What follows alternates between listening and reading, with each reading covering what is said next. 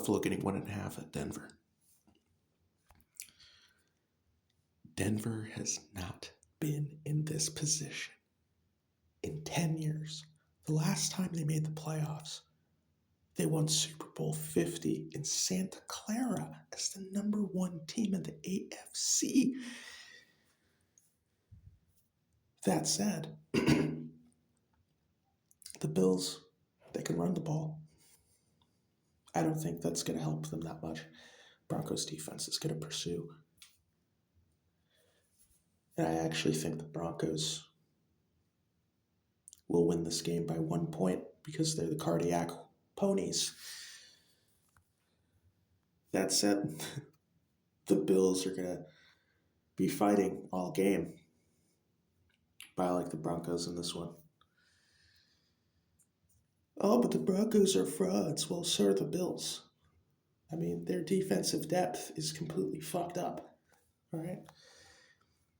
San Francisco getting 7 at Seattle. This is a terrible line. This should be a lower line. I want to make amends for the lack of comedy that I put on last week when I picked the 49ers-Eagles game. I thought I was being funny when I talked all that shit.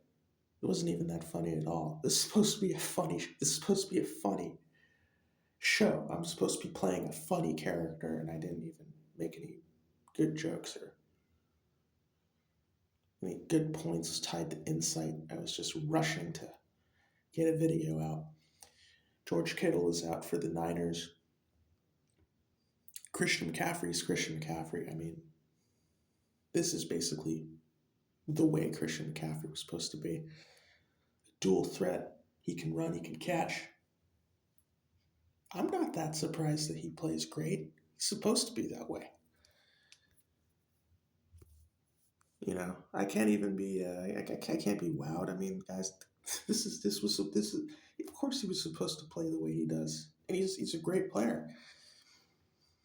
Being the son of one of the greatest Broncos receivers of all time helps a lot. Also, by the way, the Broncos Super Bowl 50 in Santa Clara, Super Bowl 60 in Santa Clara. It's just crazy. First playoff appearance in 10 years, and they could go back to Santa Clara again for another Super Bowl. Anyways, I like the Seahawks in this game. They're going to frustrate Brock Purdy defensively. Sam Darnold's going to play like shit. The Niners will cover, but I like the Seahawks to win this game by 3 points. Seattle. Taking Seattle to win. Houston Texans getting 3 at New England. Drake May is having a far better sophomore season than the regressing CJ Stroud. That said, the Texans defense, probably the most intimidating defense in these entire playoffs. Or is it the Broncos or the Niners or the Seahawks or the Rams or the Pats? Pats defense is pretty good too. But I will actually take the Houston Texans to win this game. They are going to blitz bomb and cover.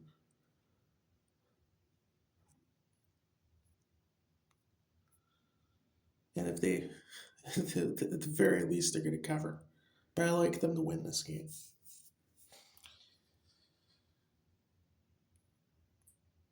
And the Chicago Bears with the worst defense in the playoffs of all the remaining teams. The worst defense. Corners.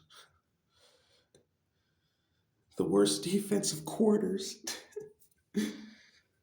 Nah, man, look. The Bears lead the league. I think the Bears lead the league in defensive interceptions, which is very impressive. Considering that I had low expectations for them coming into this season anyways. They are a 4.5 point underdog against the Rams. The Bears are once again home underdog. What the hell am I looking at here? Um, hmm. So it's just some high class version of like one of those down low Southern spectacles. What the fuck ever, man. Ultimate Hawkeye did it better. Um, Ultimate Hawkeye did it way better, dude. I would recommend like the first issue of that comic where the indigenous Hawkeye fights Ronin, aka Clint Barton, in like this Illuminati Freemason like Coliseum event